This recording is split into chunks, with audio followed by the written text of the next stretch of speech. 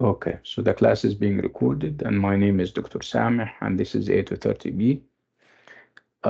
This marks the first of our series of classes after the midterm. We're done with the midterm, alhamdulillah.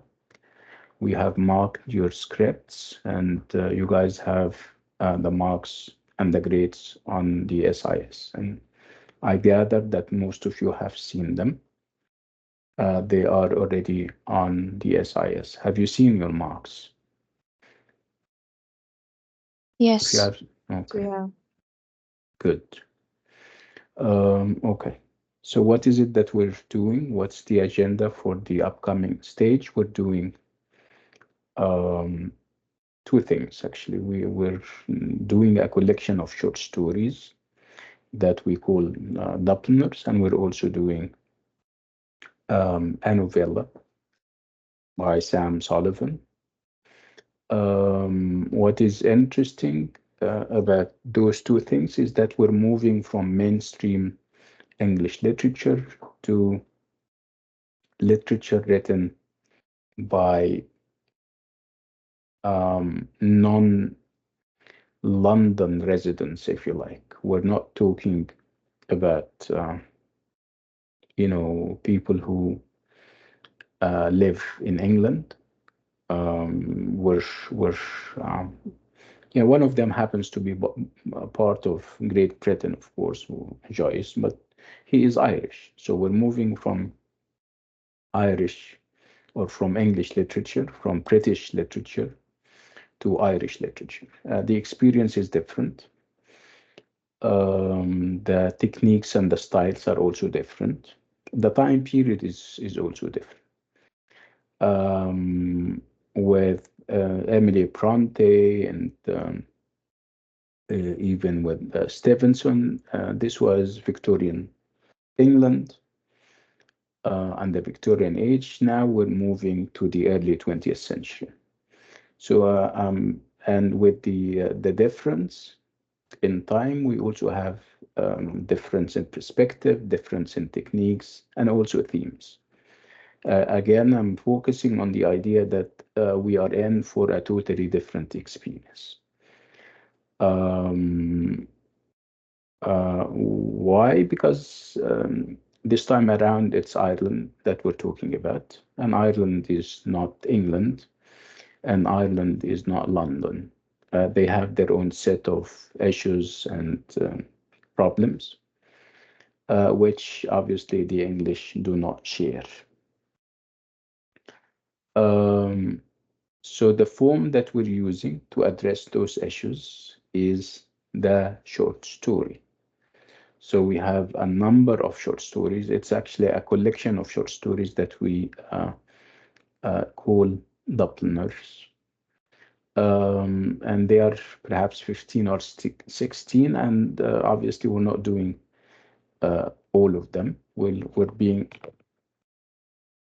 very selective. Um, so who is the writer that we're having this time around? It's James Joyce. James Joyce is an Irish writer. I don't know whether you have done anything by Joyce before or not, but perhaps you may have heard the name repeated here or there. Are you familiar when I say James Joyce? Does the name ring any bells? Actually, no. That's fine. Anybody else? Okay, it's a no, which is like I said, is fine and expected given the fact that he is an early 20th century writer, and you have been doing literature in the 15th and the 16th and 18th and early 19th century. So it's only natural that you're not very familiar with them. So again, James Joyce, or with James Joyce and Dubliners, we have this shift from England to Ireland. And with the shift, we have different perspectives, we have different life experiences, and different sets of issues Remember the focus with the literature in the Victorian age was on the idea of home and abroad, and those values of home, respectability, safety, security, conservatism, the belief in progress. But this time around with Joyce and Dubliners, the issues are different. The focus is obviously on the city of Dublin, and the city of Dublin is an ancient city, and it should have risen to prominence and it should have become a landmark in Europe had it not been for the fact that the city and the entirety of Ireland was or were colonized by the British. And of course, the British had every reason and every interest to keep Dublin and Ireland in general um, away from the limelight. So there were lack or shortages of lots of things. Normally, if you have a colonizer and an occupier, they make sure that they delete your identity, obliterate your memory, impose their language, and all those things happened to Ireland and to Dublin. And it's only in the perhaps mid 19th century that people started to take matters into their hands. Of course, there were resistance all through since the colonization of England, which was very early on. We're talking about perhaps 500 years or more. But it's only in the 19th century that things started to change, and we have the culmination of that with the declaration of the independence of England in um, the 20s, the 20s of the past century.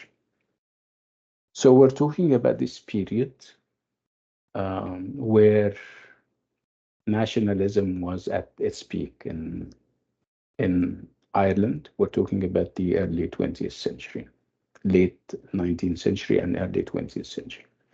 And this call for independence and autonomy was not only political, it was also cultural and it was also literary. And if we say literary, it means that we have people like James Joyce contributing literature that would also promote the cause of Ireland. So what is interesting about him is that he is not um, politically um, engaged. I mean, he uses his literature, his novels and short stories to promote the cause of Ireland, but perhaps from within. He through his work, he's trying to shed light on areas that he believes is keeping Ireland behind. He doesn't focus on the colonizer as much as he focuses on the colonized, the Irish themselves. He wanted to decolonize their minds first.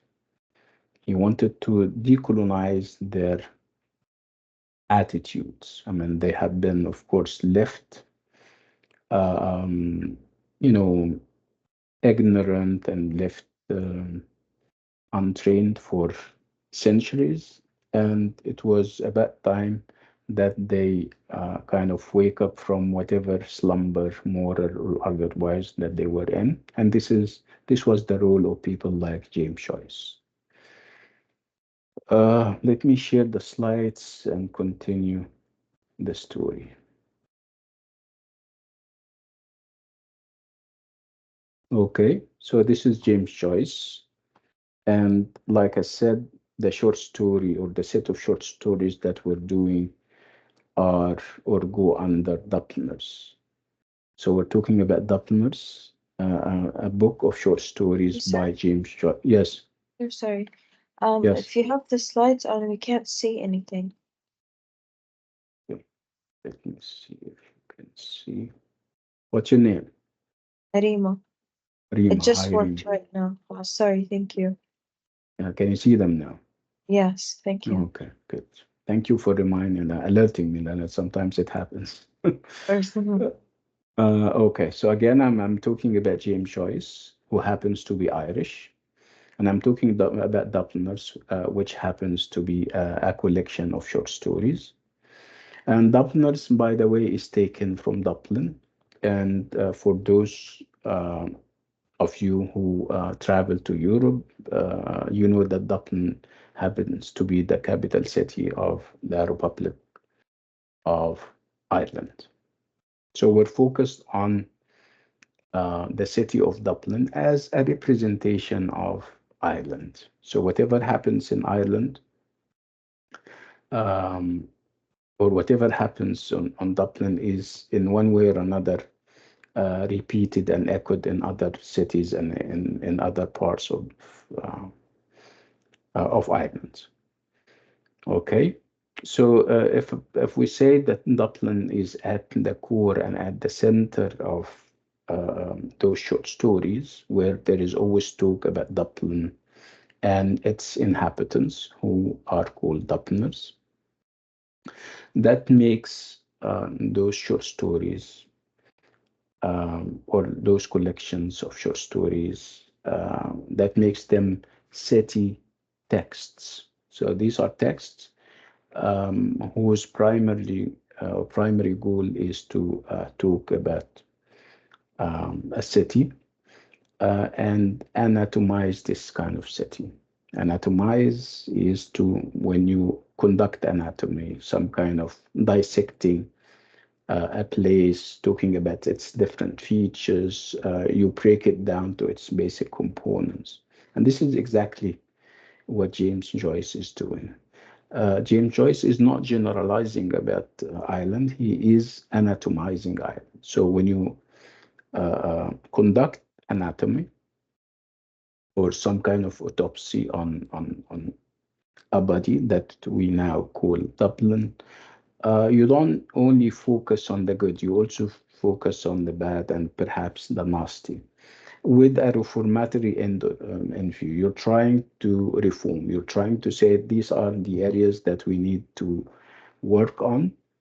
That's why the whatever is presented is not always sweet and pleasant. So what are our aims? So we're going to introduce James Joyce's Dubliners, and we'll explore in detail stories like The Sisters, An Encounter, Eveline, Clay. These are all short stories. When you put them together, they form what we now call Dubliners. We're going to also examine how Joyce represents the city of Dublin. So how the city, we said that the city is at the center, and it's through the city and around the city that most of the events unfold and most of the characters are related.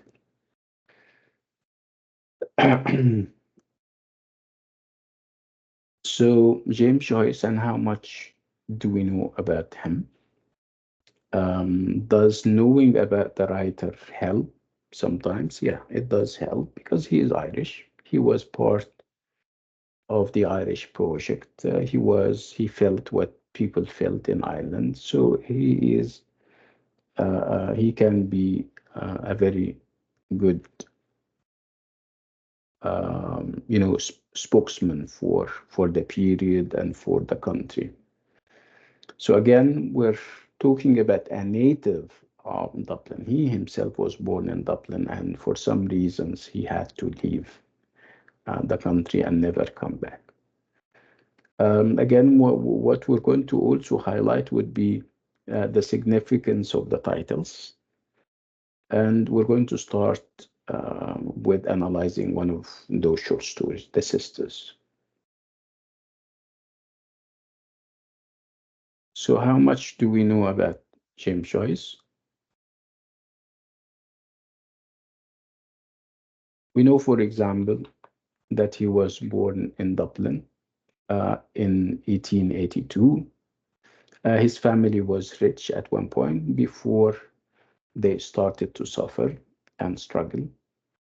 His father, again, was rich at one point, but for some reason, he was not able to provide for them. And they had to move from one place to another. And obviously, those movements correspond with their financial downfall and decline.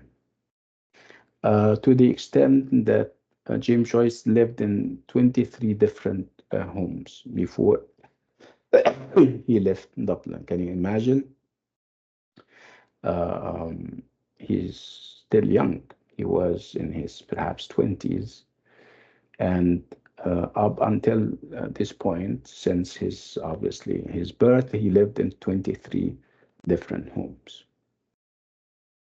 How about his education? He was well educated, and he was educated at Jesuit schools. These are religious schools. You know, Ireland is a Catholic country, and the Jesuit orders is one of the most popular among Catholics. So he was his um, education was religious, and he also took interest in languages, and he had a degree in modern languages from Dublin's University College.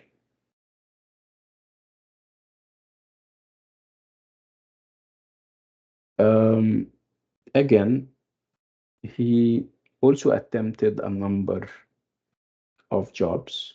He worked in medicine and also teaching, and he was also a musician. He was primarily a singer. Again, he didn't stay much in any of those jobs. And he used to travel a lot. And obviously, it's writing that he was focused on. He is very famous for some uh, um, works that are now landmarks in English and Irish literature. When we talk about chamber verse, when we talk about Dubliners, and when we talk about a portrait of the artist as a young man, and also Ulysses. Ulysses is obviously his seminal work, and it is also one of the very most important modernist uh, pieces of work.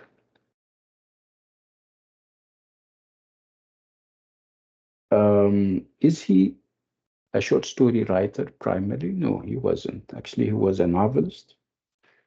And Dubliners is the only collection of short stories that he wrote. And it's very strange because, in spite of the fact that it is the only one, it was a landmark in the development of the genre. I mean, by the genre here, we mean the short story. And it is also a significant city text. So it's both a short story and a city text, where obviously the focus is on the city. And obviously, it's the city of Dublin. Why? Why is he featuring Dublin? Why is he talking about Dublin? Um, Actually, he wanted to show people and his readers Dublin. He said that there hasn't been enough talk and enough exposure on and about Dublin. It hasn't taken what it should, what it deserves in terms of recognition. He believes that it's one of the oldest cities and it's bigger than other cities that are more prominent. So he wanted to present his city, Dublin, I mean, to the world because no writer had yet done so, according to him in a letter that he sent to one of the publishers. He says that this is not fair because Dublin has been a capital of Europe for thousands of years. And according to him, it was supposed to be the second city of the British Empire. And it is nearly three times as big as Venice. In spite of all of that, it is not, it hasn't risen to prominence at all. It hasn't been featured or spoken about at all. It was neglected and overlooked.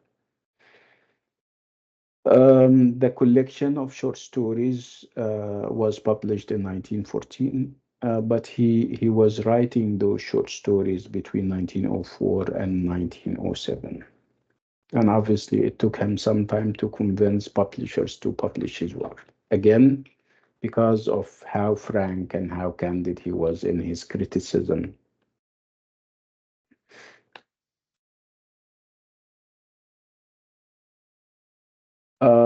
How do or how much do we know about the stories in themselves? So when you look at them at their face value and on the surface, you're going to think that we have straightforward narratives in the lives of the central characters and their urban lives. But when you give it further thought and when you read those short stories closely, you will discover that there is obviously more to it than that. You will discover stylistic devices and surprises, and also extraordinary richness when it comes to themes and topics.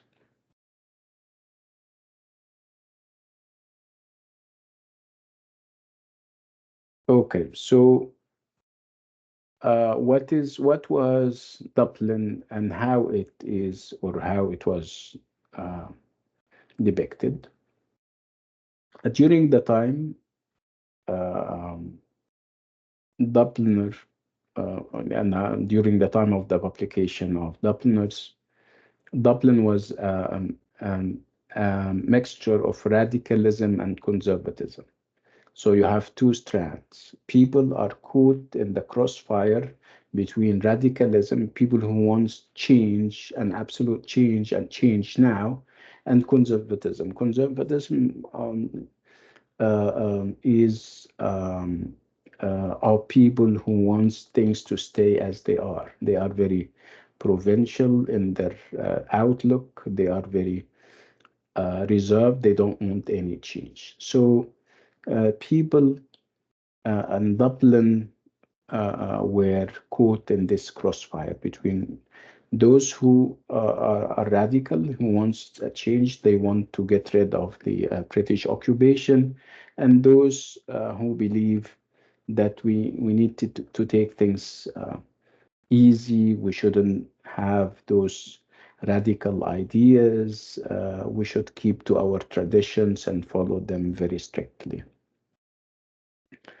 Again, James Joyce was not happy with the state of affairs in Dublin, and he believes that as the second largest city in the British Empire, in terms of its significance, it shouldn't have been treated this way. And he refers to a number of situations where people, Dublin and people of Dublin were treated very well. He is referring, for example, to the dissolution of the parliament, the Irish parliament in 1801. Dublin also at the time was a hotbed of nationalism. People started to talk about liberation from Britain, and they wanted their independent country. Um, and James Joyce was a little bit ambivalent about that. He wanted change, of course, he wanted independence, but he was not very happy with the agenda that some nationalists were advancing.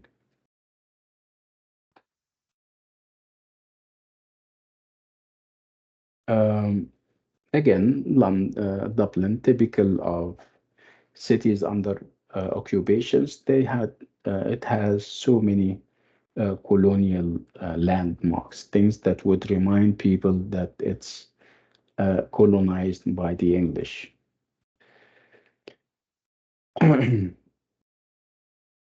Um, and of course, there were those biases by the English who made sure that Ireland never rose to prominence, never had the advancement and the progress that it deserves.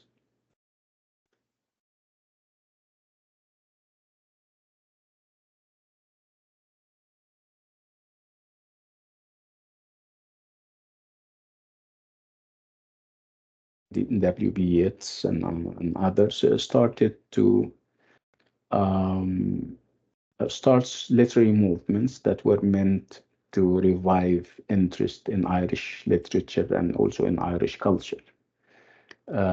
They started to even use the Irish language, the Gaelic language. They said this is the only way that we can, raise people's awareness about how great Ireland once was and how great it can become.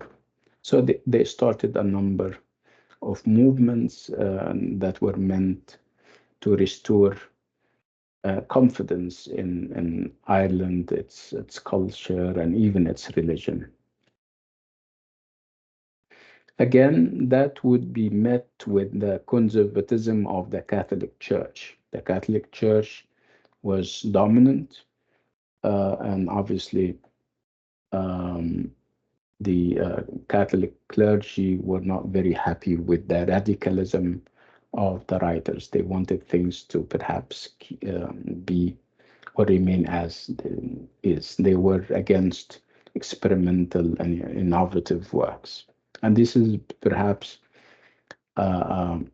what the short stories are going to be exhibiting all the time. The fact that you'll have on the one side aspiring people, people who want change, but on the other hand, those people are pulled down by the forces of traditionalism and then the forces of conservatism.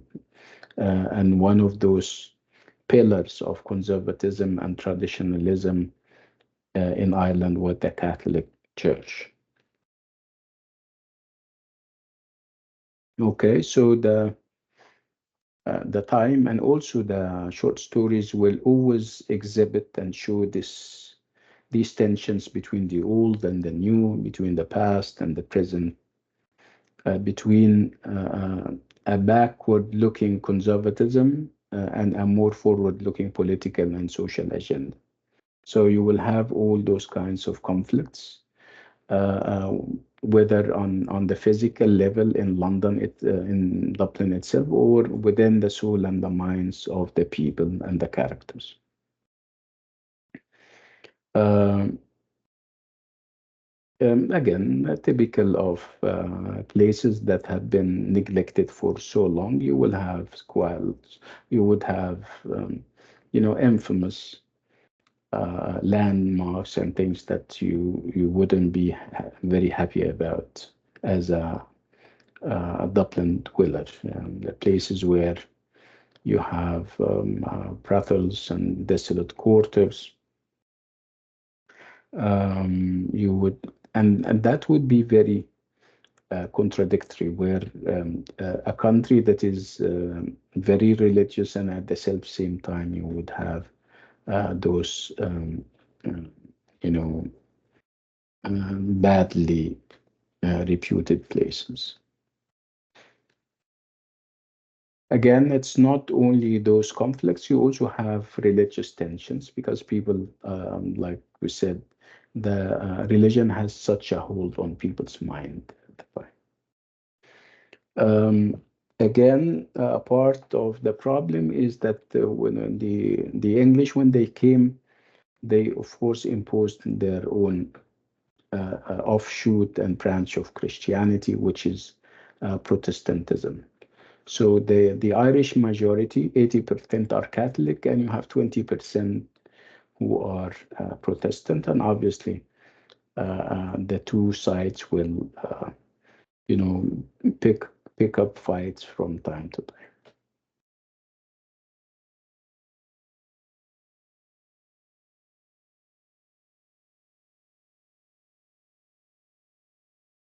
So again, typical of colonized cities, I mean, Dublin was not very advanced, and it has this kind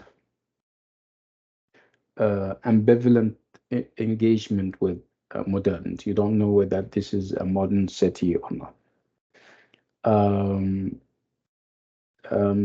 Joyce describes the city as wearing merely the mask of a capital. You would uh, believe that it's a capital, but it doesn't have the qualities of a capital in terms of perhaps cleanliness, in terms of having rich quarters, in terms of having civilized people. So it has the mask of a capital, not a real capital. This is what he was trying to say. And also the idea that it is true that people live in Dublin, and Dublin is the capital, but they have the attitudes of people who come from the village, people who come from rural areas. They have the same mindset. They wanted to know about each other. They wanted to even uh, poke their noses into the affairs of each other. Uh, um, you, as an individual, regard very much what other people are saying about you. And these are obviously rural values and attitudes.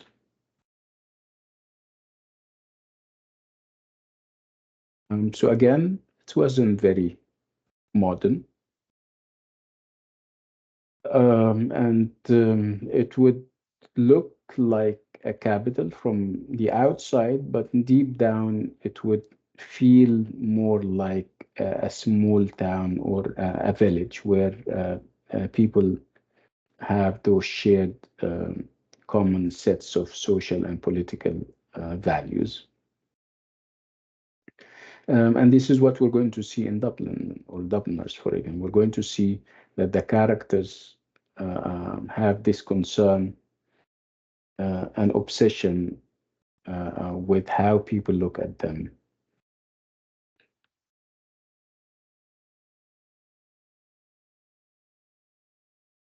So let's look at the titles and see what they tell us.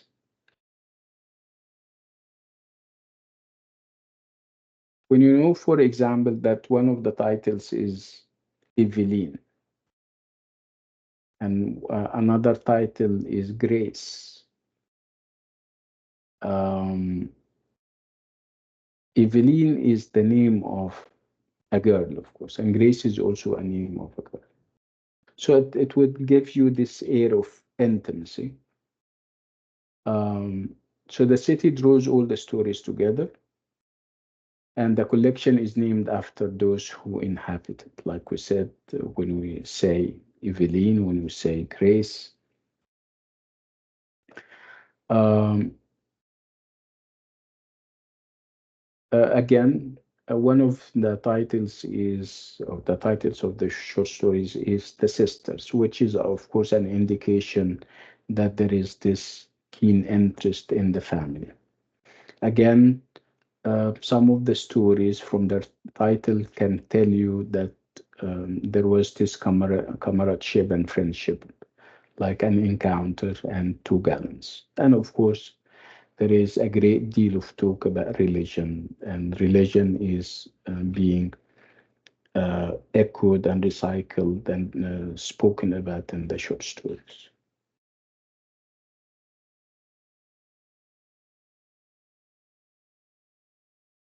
Okay, so what is it that James Joyce is doing in Dubliners? He is trying to anatomize his city rather than generalize about it. He doesn't give us sweeping conclusions. He doesn't stick labels saying that Dublin is bad, and he makes you come up with your own conclusions by anatomizing the city, talking about its different facets, different parts. breaking it down to basic components so that you can come up with your own conclusion. Um, so the stories form a sequence and they are most effective when read in this way. So there is an arrangement. You can, of course, read them independently and without a specific order, but if you read them as they are presented and arranged, they would make more sense.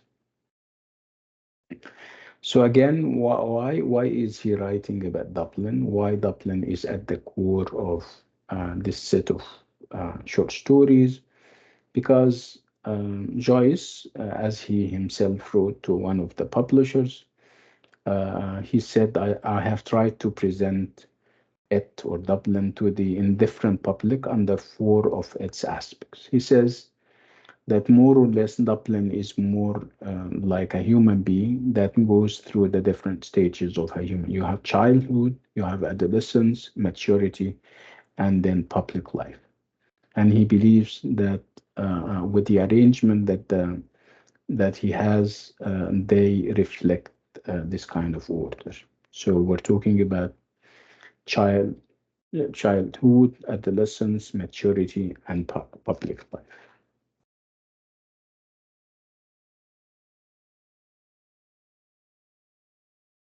Um, was he an eyewitness to events, or events at least that he wrote about? No, actually, at one point he would leave Dublin and never return after 1912. Um, Again, what is it that he was trying to criticize and attack? He was intensely critical of what he saw as the narrow morality of many of its inhabitants. Narrow morality means that people are um, they talk too much about morality, but they don't practice it.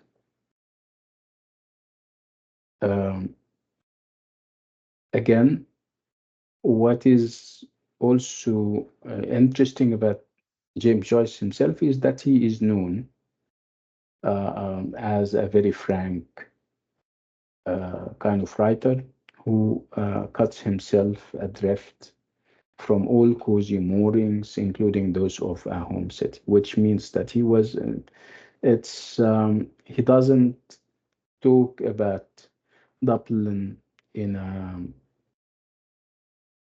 um, in a sweet way, if you like. Being a native of Dublin did not prevent him from criticizing the city and, you know, exposing and challenging its moral um, morality and fake morality rather, and hypocrisy and all those kinds of things.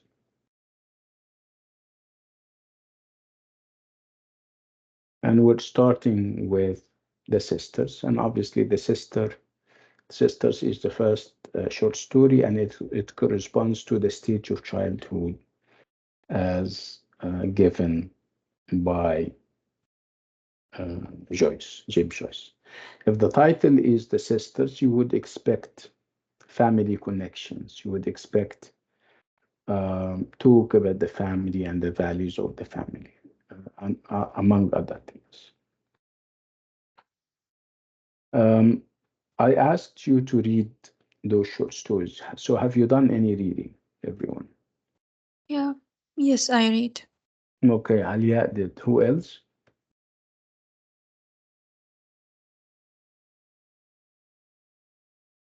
Nobody else. Reem Adil also read. Okay, okay. طيب طيب Reem, Yes, doctor. you read the short story, right? Yes. Okay. So can you give us the plot in a few sentences? It was focuses about the boy observation of Father Flynn behavior and the sister strict religion and the mystery circumstances of breast death, Mm. and explore the mortality, religion, and the complexity of a human relationship. Okay, good. Let's go to Alia. Can you retell the story, Alia? Yeah. The story is talking about the priest's death and Mm. what is the relationship between the younger boy and the priest. He is the teacher actually for the younger boy, Mm. and uh, we will see how the priest's death, and what kind of bad things that the boy noticed that the priest done. What else? Oh, we also the story talked about the two sisters that they taking care of the priest before he death, and they talked about how the priest act strange before his death, how he smiles, how he arranged everything before he death. Before he died, you mean? Yeah, sorry, before he died. Okay. Did you read the story or a summary of the story? A summary of the story. Yeah. Okay. So it's the sisters, and like I said, if the title is sisters, it means that we are in for perhaps family relationships, which would give an air of intimacy to the narrative and what is going to happen in the show. I think because none of you, except for Alia, of course, and Reem, did any of the reading, and I think we need to give you the plot. So I would like you, I'll give you like a couple of minutes to read the plot. And the plot is given in 2 pages. So I'm going to, when you finish the page, we can move to the second one. Ready to read the plot? Yeah. Yes, let's do it. Yes.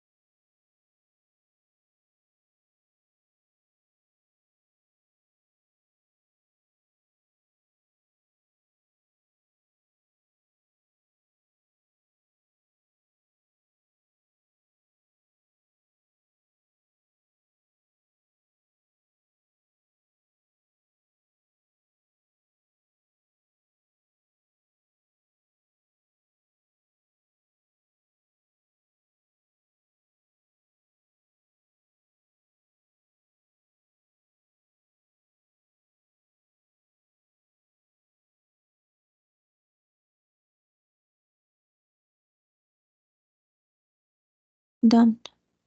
Okay. So it's not a very straightforward kind of narrative where you have a beginning and a middle and an end, which is obviously typical of early 20th century literature. This is modern literature where you don't expect a closure. A closure means you have an end, you have a happy end normally. No, we don't have that in those short stories.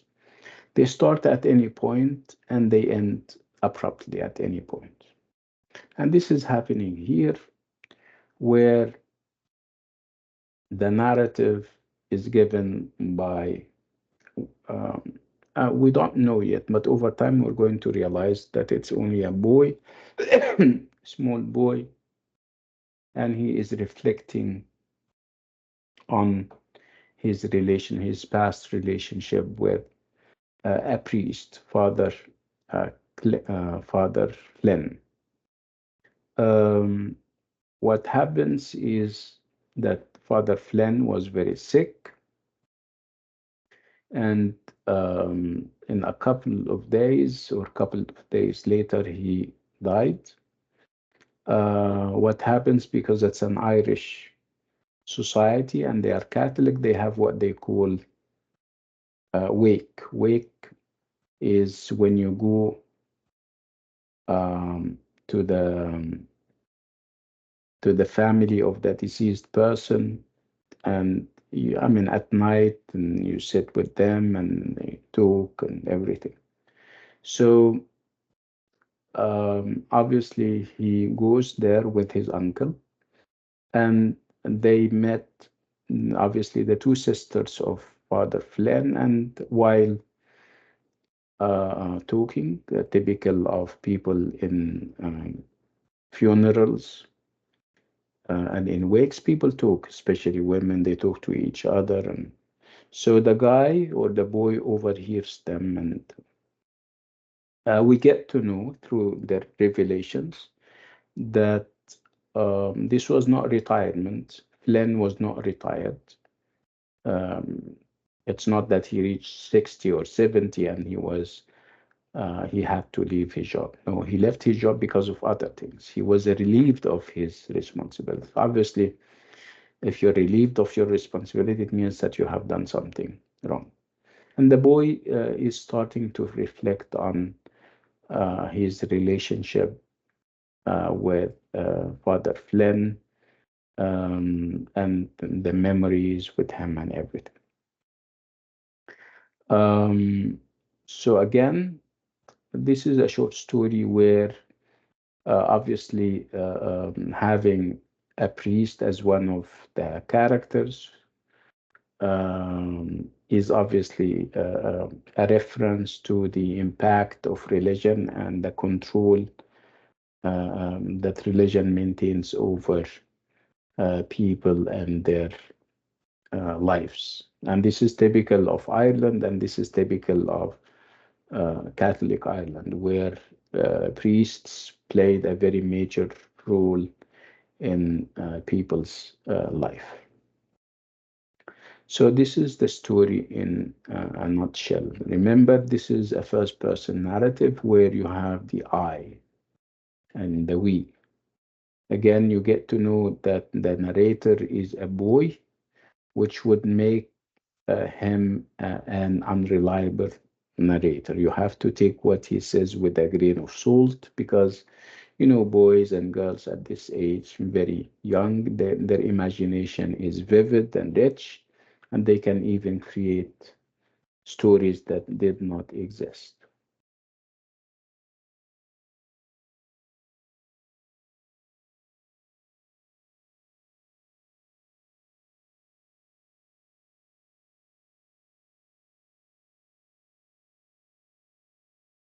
Um, Again, it's through moving around um, in the vicinity around um, the house of Flynn, we get to know a great deal through the specific shades of light, and dark colors that occur regularly through the story. What do? They create some kind of mood and form some kind of contrasts. Sometimes you have this dimness and half light, which helps to establish a religious tone and a heavy near-death atmosphere. The whole atmosphere is smells of smacks of death, and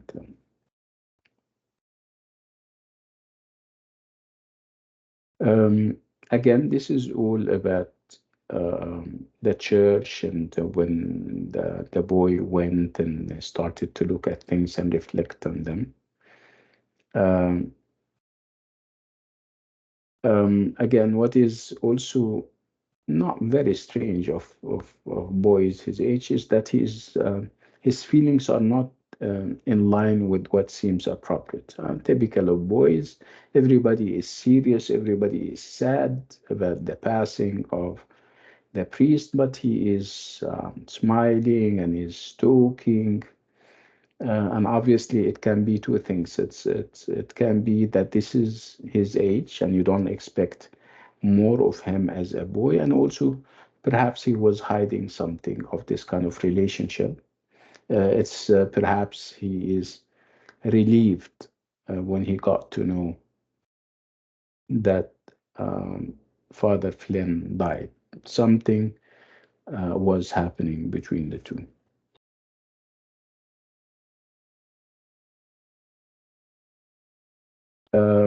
Again, one of the themes that we're going to see repeated in across those short stories is the idea of paralysis. Paralysis means the inability to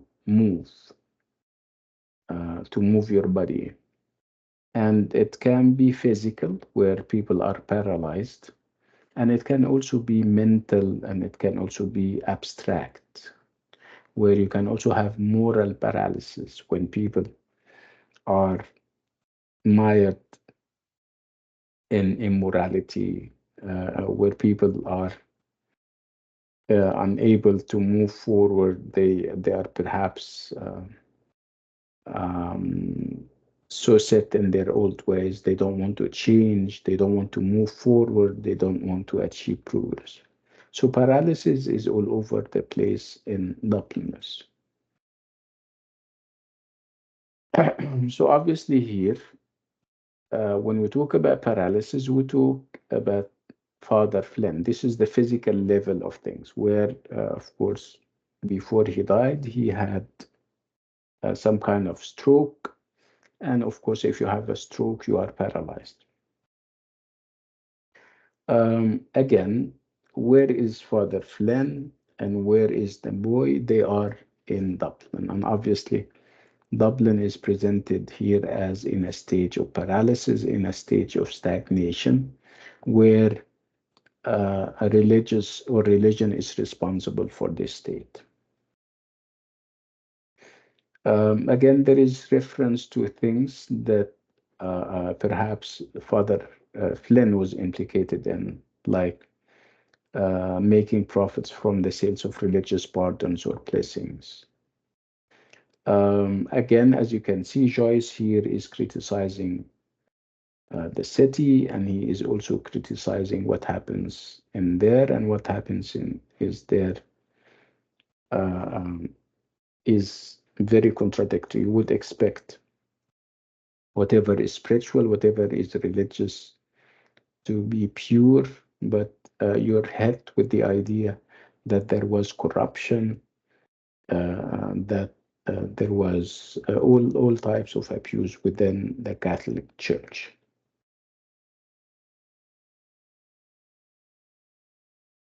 Um, Again, what would add an air of mystery is the fact that we don't really know what the priest did that would have his superiors relieve him of his responsibilities. Um,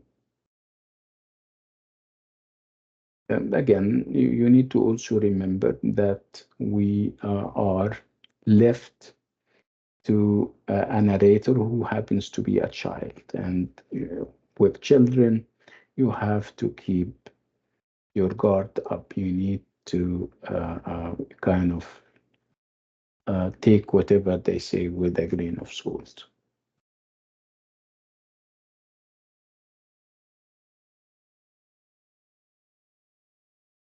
Um, so if in terms of the plot, you would see that Father Flynn's death is not the climax. Uh, of the story. You can't really say that it has this traditional trajectory where you move from beginning to middle to an end. So our narrator is interested, alert, and intensely involved in his story, but he is young and cannot and will not process all that he feels and sees. This is part of the problem that we have. We can't really know what happened between Father Flynn and the narrator, the boy, which leaves a lot unsaid and untold, and that would be also left to the imagination of the reader. So if you talk about all kinds of abuse, it is there. If you're talking about corruption, financial and otherwise, it's also there.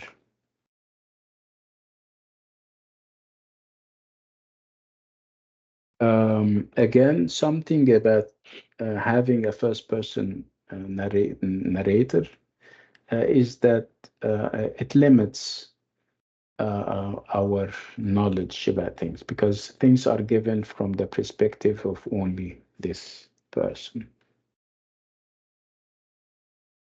And this is the end of Evelyn, where, as you can see, the focus is on the paralysis that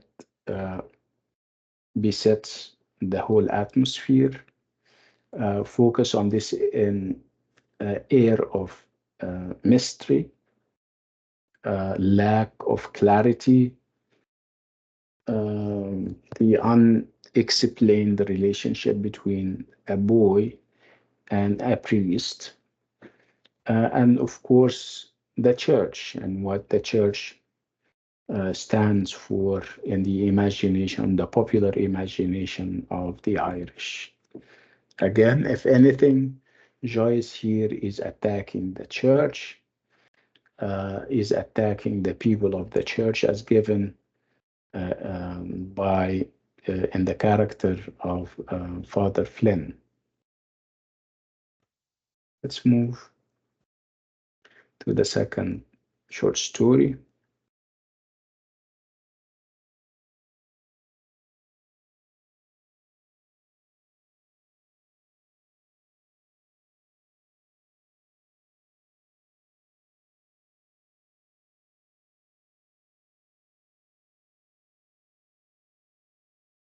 And the second short story is Encounter. But before we talk about Encounter, let's talk a little about the techniques used. Let's talk a little about um, the city as something that figures very prominently in the novel. Let's talk about the difference between modernity and modernism. So when I talk about modernity, I talk about the time. When I talk about modernism, I talk about the techniques that writers use in order to express this kind of modernity.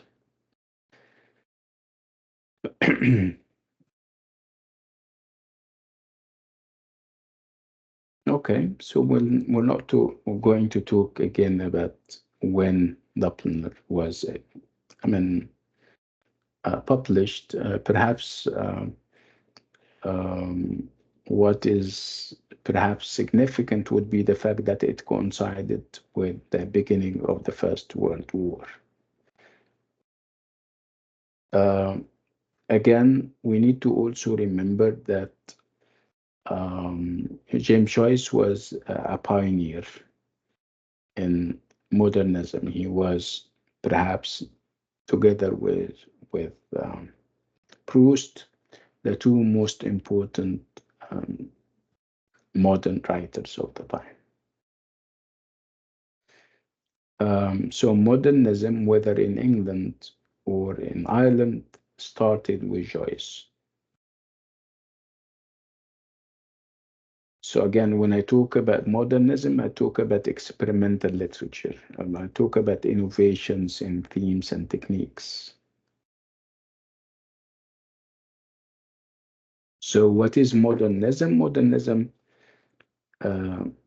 is the static and cultural reaction to in context of modernity. So it came as a reaction to modernity or the modern times with their ideas and beliefs and ideologies, and obviously modernism came as a reaction, not necessarily reflecting, but perhaps attacking modernity.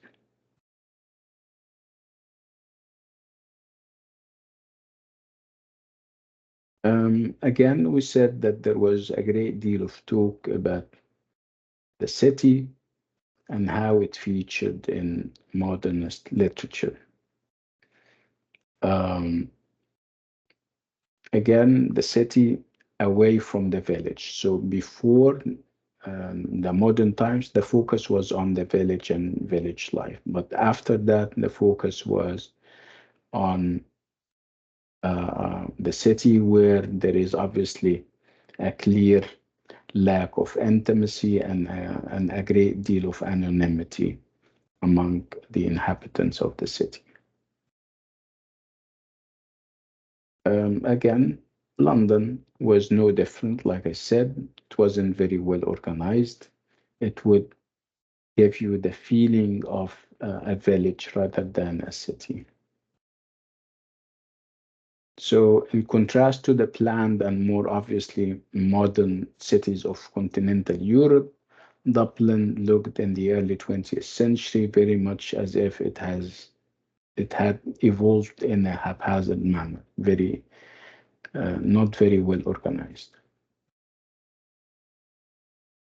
So it was a city, yet based on a village structure and bound firmly at that time to its rural past. And the people couldn't survive or get rid of their rural past. I mean, their way of thinking and their way of behaving. And then we have another city philosopher who also talks about the city as a metropolitan place, and what happens, and how people's consciousness are raised, the effect of city living, especially if they are busy and they occupy crowded spaces. And then a feature of the city and city literature is the character of the flaneur. The flaneur, of course, is a French term, and it means somebody who walks around, somebody who has weird characteristics, who moves around, register what happens, take impressions about what happens, and perhaps write about them later. So a flaneur is a stroller or a wanderer who happens to also be an observer. Um, Again, the characters that we meet have those qualities. They are central characters, and through their perspectives, we get to know about, Dublin and what happens in Dublin and everything. So they react to what they see. Again, when we talk about modernity, in the modern times, we're talking about speed, light, and travel, and technological advances. Um, Again, you would also have modernism, which is a set of techniques that are used to correspond to this era of modernity, and even sometimes, kind of challenge it. So modernity is about whatever is transient, whatever is contingent. Again, these are things that people were not happy about. They wanted whatever is fixed and whatever is stable. So through their modern techniques, they are trying to revisit old issues and challenge modernity. Um, so again, Baudelaire is the one who came up with the idea of the flaneur, who also came up with the idea of modernism. Um, and this is what he says about the flaneur who observes society and talks about it. The crowd is his domain, just as the air is the birds and water that of the fish. His passion, the flaneur he means, and his profession is to merge with the crowd. For the perfect idler, for the passionate observer, it becomes an immense source of enjoyment to establish his dwelling in the throng, in the ebb and flow, the hustle, the fleeting, and the infinite. So this is the character of the flaneur that we see in most of the short stories, whether male or female. It's through their perspectives that we get to know and revelations that we go get to know about the times and also about Ireland. This is more of a talk about the flaneur and what he does. Again, this is all about Dublin and Dubliners, and how the situation was not very good for the inhabitants of London, Dublin. And then there is this talk about the sisters again, where there is talk about theatrical advertisements in the shop windows, a reflection of what used to happen during the time.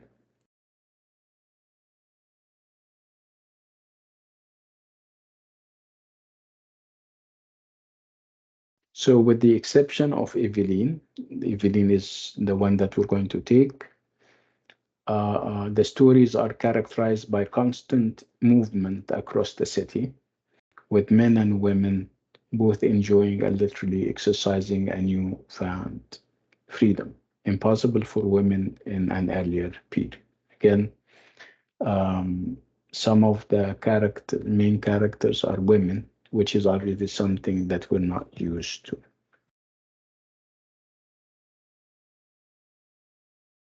So what makes Joyce a modernist author? Again, adopting the genre of the short story is um, something modernist, because obviously it coincides with the fleeting nature of the times. So he wouldn't have chosen better if he had chosen something else other than the genre of the short story. Also, the idea that we don't have a closure, we don't have this clear beginning, middle, and end. Again, we're talking about the city, and obviously this is also modern. So first of all, his choice of urban themes and use of the short story genre, this makes it modernist. Again, because the short story was becoming an increasingly popular genre in the period. Again, this was favored by publishers in the literary marketplace and also the reading public. Um, again, so when you're choosing a genre like the short story, which was relatively new, so you're trying to distance yourself from 19th century, from the statics of the 19th century novel. Again, much shorter than a novel, the tight focus demanded by a short story made it easier to anatomize a setting. So one of his intentions was to anatomize the city, and obviously the short story form helped James Joyce do just that. Again, you have this experimentation with the mix between realism and symbolism. This is also a feature of modernism. Again, you have the challenge of uncertainty as posed by all of the stories in their different ways. You don't know. I mean, life is not as clear as it was in the 19th century. So you have this sense of uncertainty and obscurity. Again, the idea that he also addresses taboo areas. He doesn't provide us with things that are traditional. He, highlights and addresses areas that other writers wouldn't address for fear of being censored by society. I mean, the ideas of abuse of all sorts, the challenging and attacking the church, the Catholic Church. This is also a taboo thing.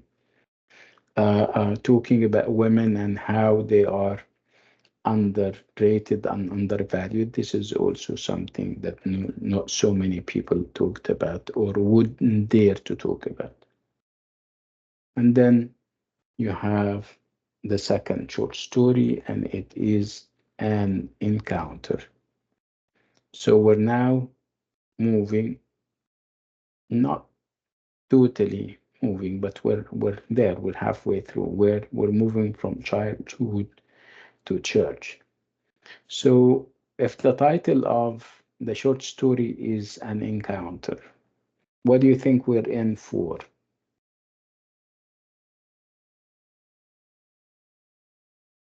What's an encounter?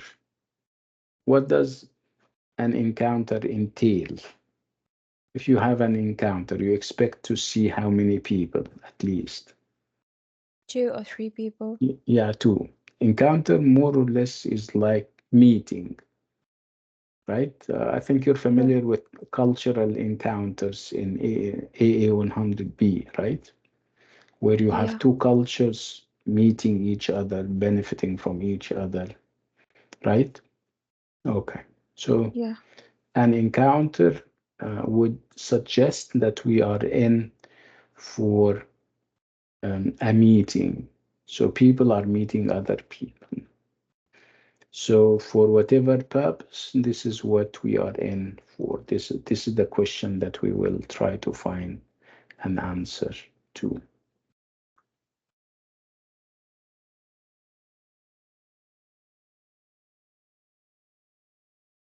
Okay, so I would like you to read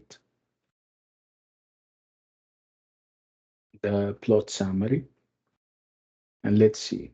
Yalla, go ahead.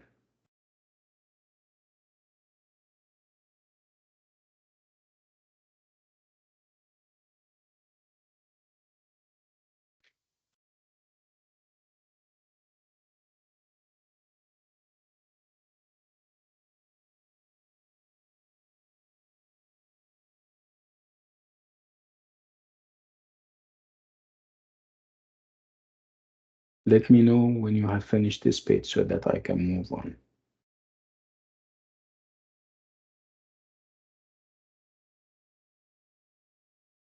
Done. Mm. Done. Yes, yes.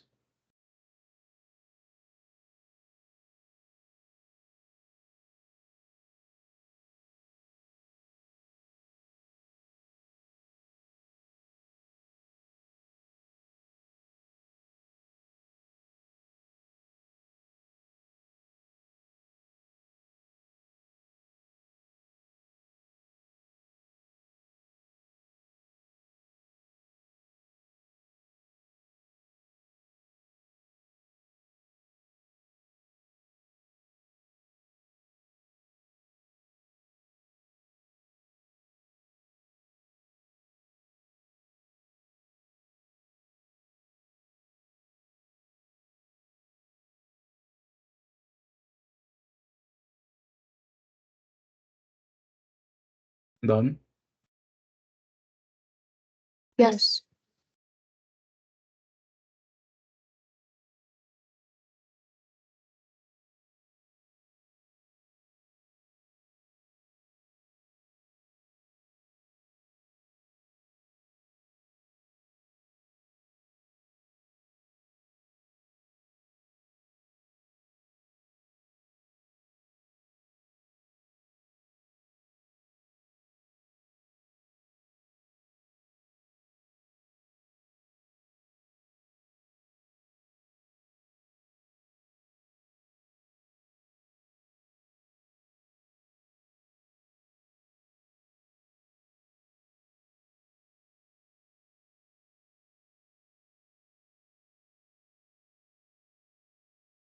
None?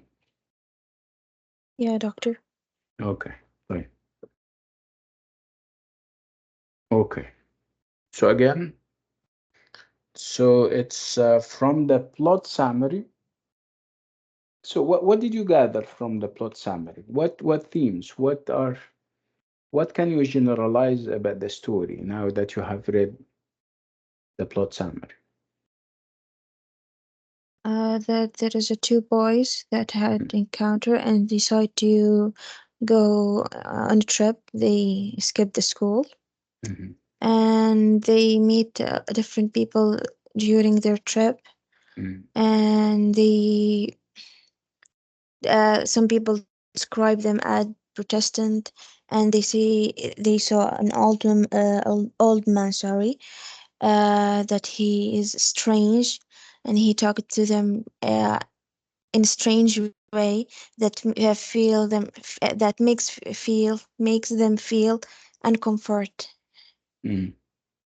Mhm. Okay, good. So we have two boys who are skipping school. Why would you skip school? Why would people skip school? For adventure.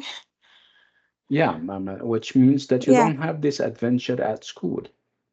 yeah. So if you're seeking adventure, it means that school is what? Good, boring, what? Boring. Boring. Boring, Yes. yeah. Perhaps whatever you are studying is also not up to date. It focuses on subject areas that you're not interested in. They didn't consult you or your family about what kind of teaching that they are doing. The teachers are boring, right? So these are all reasons as why people may decide not to go to school or skip school. And then they go on um, a trip, or they move from one place to another. Um, and they meet strange people, and one of those strange people is an old man. So you have an old man and you have kids, and obviously they started to kind of suspect him. So this is the mutual suspicion that we have between the old generation and the young generation. It's always there, and perhaps the young generation is more suspicious of the old one, and sometimes they even blame the old generation for not doing enough for them. Um, Again, so what kind of school did the boys go to? This was obviously a religious school, where typically, if you have a religious school, the focus is on religion. So if the focus is on religion, the focus is on morality. Do this and don't do that. So obviously, this is not the best atmosphere for kids. Kids have free spirits. They want to move, they want to Want to chill play. out, they want to Yeah. play, and these are things that they want variety. If you're going to give them something to study, it shouldn't be all moralizing, it shouldn't be all religion. And this is what they have received. So this is not liberal arts. This is not liberal education, where together with subject that have religion at their core, you also have liberal. Some you have mathematics, you have geography, you have history.